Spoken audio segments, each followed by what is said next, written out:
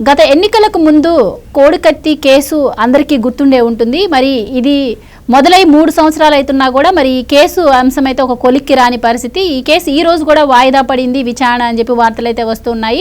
మరి ఈ రోజు జగన్మోహన్ రెడ్డి కోర్టుకు హాజరవ్వాల్సి ఉండగా మరి ఆయన విదేశాల్లో ఉన్న నేపథ్యంలో ఇది మరోసారి వాయిదా పడింది అని చెప్పి వార్తలు వస్తున్నాయి. మరి మరోపక్క చూసుకుంటే మరి జగన్మోహన్ రెడ్డి గారి మీద కేసులు 12 ఏళ్ళు అయినా ఆయన ఒక్కసారి కూడా కోర్టు మెట్లు ఎక్కని పరిస్థితి.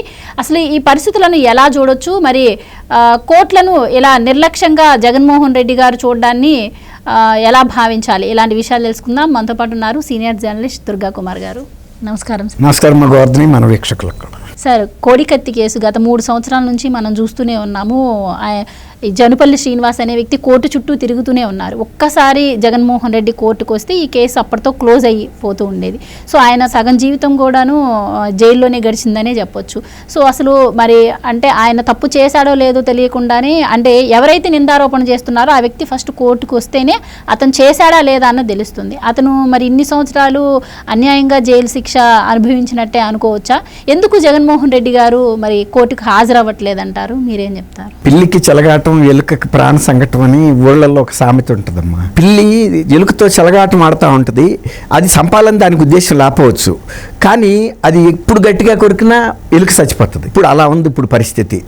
ఈ జగన్మోహన్ రెడ్డి గారు ముఖ్యమంత్రి అయిన తర్వాత నా ఎస్సీలు, నా ఎస్టీలు, నా మైనార్టీలు అంటమే కానీ వాళ్ళ పట్ల ఆయన నిజంగా ఆదరణ చూపింది ఏం లేదు. ఆ విషయం ఆ వర్గాలకి తెలుసు, దళిత నాయకులకు కూడా తెలుసు. ఇప్పుడు మీరు చెప్పిన ఈ కేసు ఎయిర్పోర్ట్లో ఎన్నికలకి ముందుగా ఒక డ్రామాగా జరిగిన కేసు. అది ఆ కత్తికి 2 సార్లు స్టెరిలైజ్ చేసి అతను ఈయన్ని ఇలా గుచ్చటము, ఆయన పెద్ద ధీరోదత్తంగా నాకు గాయమైనా సరే నేను ఆంధ్రప్రదేశ్లో నేను వైద్యం తీసుకోను, నేను వెళ్ళిపోతాను అని సినిమాల్లో కనుక ఫైరింగ్ చేస్తే హీరోకి బుల్లెట్లు తగులుతాయి అన్నట్టు. తగిలితే ఆయన ఏం చేస్తాడంటే ఇట్లా పెట్టి పీకేసి ఇట్లా పారేస్తారు. ఆ లెవెల్లో ఈయన నేనే వైద్యం తీసుకొని నేను వెళ్ళిపోతానని చెప్పి, ఎందుకంటే ఆయనకి తెలుసు ఆయనకి జరిగింది చిన్న గాయం అని, అది కూడా మా వాళ్ళే చేయించారని, ఎన్నికల్లో సానుభూతి కోసమని. అదే కనుక నిజంగా ఆయనకి ప్రాణభయం ఉంటే ఆ పొడిచిన కత్తి పాయిజన్ కనుక అయ్యి ఉంటే నాకు ప్రమాదం అని లోకల్గా వైద్యం తీసుకుంటారు కదా. ఆయన హైదరాబాద్ వచ్చి మొన్న అభిషేక్ రెడ్డి చనిపోయిన హాస్పిటల్, అది వాళ్ళకి ప్రైవేట్ ఒక వాళ్ళ రిలేటివ్స్ సంబంధించింది అనమాట. ఆ హాస్పిటల్లో పెద్ద డ్రామా చేసి దానికి ఒక పెద్ద ట్రీట్మెంట్ తీసుకున్నట్టు, కట్లు కట్టినట్టు ఇవన్నీ చేశారు. వివేకానంద రెడ్డి గారి శవానికి గనక కట్లు కుట్లు వేసిన తీరులో దాన్ని మ్యాగ్నిఫై చేసి, అంటే ఎలక్షన్లో ఒక సానుభూతి రావాలని. అట్లాగే అతన్ని జైల్లో పెట్టినప్పుడు మీరు అన్నట్టు ఎవరైతే ఆ ఫిర్యాదు చేశారో ఆ ఫిర్యాదుదారు వెళ్ళి కోర్టులో చెప్పాలి, నన్ను గాయపరిచింది ఇతనా కాదా అనేది ఫస్ట్ ఐడెంటిఫై చేస్తే కేసు కొనసాగుతుంది.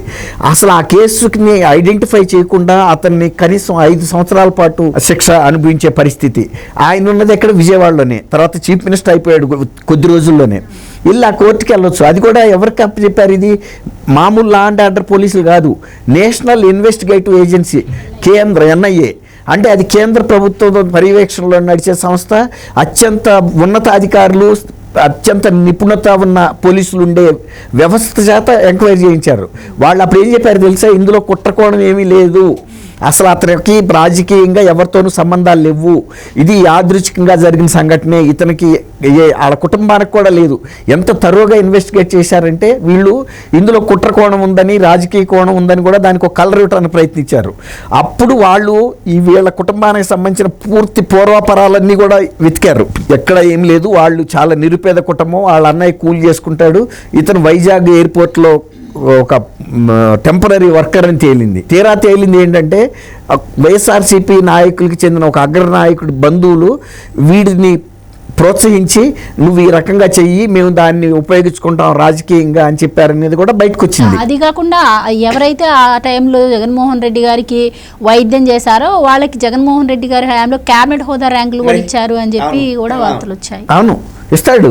ఎందుకంటే దాన్ని అంత మ్యాగ్నిఫై చెప్పా కదమ్మా, మ్యాగ్నిఫైయర్లో చూపించారు ఆ ఇన్సిడెంట్ని. ఇప్పుడు అతను బై డిఫాల్ట్ బెయిల్ ఇచ్చారు. కోర్టు వాళ్ళు కూడా ఎప్పుడు ఇచ్చారంటే ఇక 5 సంవత్సరాలు అయిపోయింది, ఇక ఆయన వచ్చి గుర్తించట్లేదు, సహకరించట్లేదు కాబట్టి బెయిల్ ఇచ్చేశారు. ఇప్పుడు బెయిల్ ఇచ్చిన తర్వాత మళ్ళీ వాయిదాలు తిరగాల్సిన పరిస్థితి వచ్చింది. అబ్దుల్ సలాం అనే ఒక మైనార్టీ వర్గానికి చెందిన లాయర్ పాపం వాళ్ళకి హెల్ప్ చేస్తున్నాడు. నిన్న NIA కోర్టుకి వాళ్ళు వచ్చారు. ఇప్పుడు కోర్టుకి కనుక సామాన్యుడు రాకపోతే అతని మీద అరెస్ట్ వారెంట్ ఇష్యూ అవుతుంది. ఇప్పుడు ఎవరైతే ఫిర్యాదు చేశారో ఆయన చక్కగా వెళ్ళిపోయి లండన్లో కూర్చున్నాడు. 5 సంవత్సరాలు ముఖ్యమంత్రిగా ఉన్నప్పుడు ఆయన హాజరు కాల. మీరు అన్నట్టు ఆయన మీద వచ్చిన కేసులు వాయిదాలకి ఆయన హాజరవడు, ఆయన ఇతరుల మీద పెట్టిన కేసులకి హాజరవడు. ఆయన మీద పెట్టిన కేసులకు హాజరవకపోవటం ద్వారా శిక్ష నుంచి తప్పించుకుంటున్నాడు. ఈయన ఎవరి మీద అయితే కేసులు పెడతాడో వాళ్ళకి వాయిదాలకు వెళ్ళకపోవటం వలన వాళ్ళు శిక్ష అనుభవిస్తున్నారు. 2 వైపులా లబ్ధి పొందుతుంది ఈయనే. అధికారం ఉన్నాడు, ఎలా అయినా చేయొచ్చు. అంటే 2 వైపులా పొదునున్న కత్తి లాంటి వ్యక్తి. అంటే మీరు చెప్పారు ఇది ఎన్ఐఏ ఆధ్వర్యంలో జరుగుతున్న కేసు అని చెప్పి. ఎన్ఐఏ కోర్టులోనే ఉంది, ఎన్ఐఏ కోర్టులోనే కూడా ఉంది. సిబిఐ కోర్టు ఎలా ఉంటుందో ఎన్ఐఏ కోర్టు వేరే ఉంటుందమ్మా. ఎందుకంటే ఎన్ఐఏ దర్యాప్తు చేసే కేసుల్ని ఎన్ఐఏ కోర్టులో చేస్తారు విచారణ కూడా. మరి అలాంటప్పుడు 3 సంవత్సరాల నుంచి ఎవరైతే ఆరోపణ చేస్తున్నారో ఆ వ్యక్తి హాజరవ్వకపోతే ఇప్పటి వరకు ఆ దిశగా ఎందుకు ఎంక్వైరీ చేయట్లేదు, ఎందుకు ఆయనపై చర్యలు తీసుకోవట్లేదు అంటారు? అదే ఇప్పుడు ఆయన సొంతంగా ఆయన మీద సిబిఐ ఈడీ లాంటి సంస్థలు పెట్టిన కేసులు, అది సిబిఐ దర్యాప్తు కోర్టులో ఉంది కదమ్మా. 3000 వాయిదాలకు హాజరు కాకపోతే కూడా అరెస్ట్ వారెంట్ ఇష్యూ చేయట్లేదు. తర్వాత ఆయన బెయిల్ మీద ఉన్నాడు. ఏ దర్యాప్తు సంస్థ అయితే కేసును దర్యాప్తు చేస్తుందో వాళ్ళైనా అడగాలి కదా ఆయన బెయిల్ని రద్దు చేయమని. అందుకే కదా ఇప్పుడు రఘురామరాజు గారి తరపున హాజరైన సుప్రీంకోర్టు లాయర్ శ్రీనివాసన్ ఏమన్నాడు, సిబిఐను నిందితుడు ఇక్కడ కుమ్మక్కయ్యారని చెప్పాడు. డైరెక్ట్గా సుప్రీంకోర్టు ధర్మాసనం ముందు చెప్పాడు, 3 న్యాయమూర్తుల ధర్మాసనం ముందు. అయినా కూడా వాళ్ళేమి దాన్ని తప్పు పట్ల, ఏమయ్యా నువ్వు ఇంత పెద్ద ఆరోపణ చేస్తావా ఇంత ప్రతిష్టాత్మకమైన దర్యాప్తు సంస్థ మీద అని కూడా అనలేకపోయారు గౌరవ న్యాయమూర్తులు. ఎందుకంటే అందులో కొంత వాస్తవం కనపడుతుంది, కొంత కాదు 100% వాస్తవం కనపడుతుంది. అట్లాగే ఇప్పుడు మీరు అన్నట్టు ఇప్పుడు ఆయనకు వాయిదా పలానా రోజు ఉన్నప్పుడు ఎన్ఐఏ కోర్టుకి ఆయన చెప్పాలి కదా, నేను ఇక్కడ ఉండలేదు కాబట్టి అసలు మీరు ఇక్కడ వాయిదా నాకు దయచేసి ఈ కేసుని విచారణని నేను ఫలానా రోజు వస్తా కాబట్టి అప్పుడు వరకు వాయిదాలని తీసేయమంటే ఇప్పుడు ఆ నిరుపేద వ్యక్తి వైజాగ్ నుంచి విజయవాడ దాకా రావాల్సిన అవసరం లేదు కదా. ఆ లాయర్ వచ్చాడు, రాకపోతే అరెస్ట్ వారెంట్ ఇష్యూ అవుతుంది. అది ఉన్నాడికి ఒక రకంగా ఉంది అక్కడ న్యాయం, లేని వాడికి ఒక రకంగా ఉంది. అందులో వ్యవస్థల్ని చంద్రబాబు నాయుడు గారు మేనేజ్ చేస్తాడని సజ్జల రామకృష్ణారెడ్డి గారు చెబుతున్నాడు. ఆయన కనుక వ్యవస్థలు మేనేజ్ చేసే కెపాసిటీ కనుక చంద్రబాబు నాయుడు గారికి ఉంటే అకారణంగా ఒక కేసులో అరెస్ట్ అవటం 53 రోజులు జైల్లో ఉండాల్సిన పరిస్థితి లేదు కదా. ఇప్పుడు ఈయన మీద ఇన్ని పెద్ద కేసులు ఉండి కూడా వాయిదాలకు వెళ్ళిపోయినా ఆయన మీద అరెస్ట్ వారెంట్ లేదు. తర్వాత బెయిల్ ఎప్పుడో ఇచ్చిన బెయిల్ని రద్దు చేయమని సిబిఐ అడగటం లేదు. తర్వాత అతను కుర్రాడి మీద కోడికత్తి కేసు పెట్టాడు కదా, వచ్చి ఐడెంటిఫై చేయట్లేదని ఎందుకు అని ఎన్ఐఏ లాంటి కోర్టు కూడా అడగలేకపోతుంది. అండ్ ఇంకోటి సారి ఇప్పుడు ప్రతి ఎలక్షన్ టైంలో ఒక అమాయకుడు అయితే బలవుతున్నాడు. మొన్న ఎలక్షన్ టైంలో కూడా మనం చూసాం కదా, గులకరాయి సతీష్. సో దీనిపైన కరెక్ట్ గా ఎంక్వైరీ జరిగితేనే ఫ్యూచర్ లో ఎలాంటివి జరగకుండా ఉండే అవకాశం కూడా ఉంటుంది. సో మీరేమంటారు? సొంత కుటుంబీకులు కూడా అదే చెబుతున్నారు. ఎలక్షన్లు వస్తుంటే మా కుటుంబాల్లో కూడా మేము భయపడుతున్నామని చెబుతున్నారు.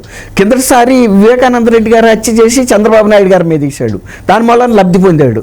అట్లా ఎన్నికలు వచ్చినప్పుడల్లా ఎవరో ఒకళ్ళని బలిపెట్టి బయట పెడుతున్నాడు. కుటుంబాన్ని కూడా, కుటుంబం ఏమి మినహాయింపు కాదు ఇక్కడ, వాళ్ళు కూడా భయపడుతున్నారు. కిందసారి విజయం గారు ఆ టైంలో అమెరికా వెళ్ళటం కూడా దీని మూలన అనేది కూడా బయటకు వచ్చింది. అందుకే ఆమె అక్కడి నుంచి వీడియో రిలీజ్ చేసింది, కానీ భౌతికంగా ఇక్కడికి రాలా. అంటే కొంతమంది కుటుంబ శ్రేయభిలాషులు కూడా చెప్పారు, అమ్మ మీరు ఇక్కడ ఉండటం శ్రేయస్ కాదు, ఎందుకైనా మంచిది, మీరు ఎలక్షన్ అయ్యే వరకు దూరంగా ఉండమంటేనే ఆమె వెళ్ళిపోయిందని కూడా ప్రచారం జరిగింది రాజకీయ సర్కిల్స్లో. దానికి నిజమా అన్నట్టుగా ఆమె బయటకు నుంచి వీడియో రిలీజ్ చేశారు తప్ప స్వయంగా వచ్చి మాత్రం కలలేదు. అంటే ఆ భయం అనేది అందరికీ ఉంది. ఒక సామాన్య ప్రజల్ని రాజకీయానికి స్వార్థానికి ఎలా ఉపయోగించుకుంటున్నాడు. ఇక్కడ మన సునీతారెడ్డి గారు అన్న మాట ఒకటి మనం గుర్తుపెట్టుకోవాలి, వైఎస్ఆర్సీపీ పునాదులు రక్తంతో తడిచినాయి అని. ఫస్టే ఆయన సొంత బాబాయ్ రక్తంతోనే తడిపాడు. ఇక అక్కడి నుంచి ఎవరు దొరికితే వాళ్ళకి పేక్కోయటం తడపటం. అది చంద్రయ్య కావచ్చు, డాక్టర్ సుధాకర్ కావచ్చు, XYZ ఎవరైనా కావచ్చు. అది ఎందుకంటే వాటర్తో క్యూరింగ్ చేస్తారు సిమెంట్ గోడల్ని. వైఎస్ఆర్సీపీ పార్టీకి నీళ్లతో క్యూరింగ్ సాలదు, రక్తంతో క్యూరింగ్ చేయాలి. డాక్టర్ సునీత కరెక్ట్గా డయాగ్నోస్ చేసింది. ఆమె ఒక ప్రముఖ డాక్టర్ కాబట్టి ఆమెకు అర్థమైంది జగన్మోహన్ రెడ్డి మనస్తత్వం ఎలాంటిది, ఆ పార్టీ నైజం ఏంటని. రైట్ సార్, థ్యాంక్ యూ అమ్మ గవర్నమెంట్ మన వీక్షకులు.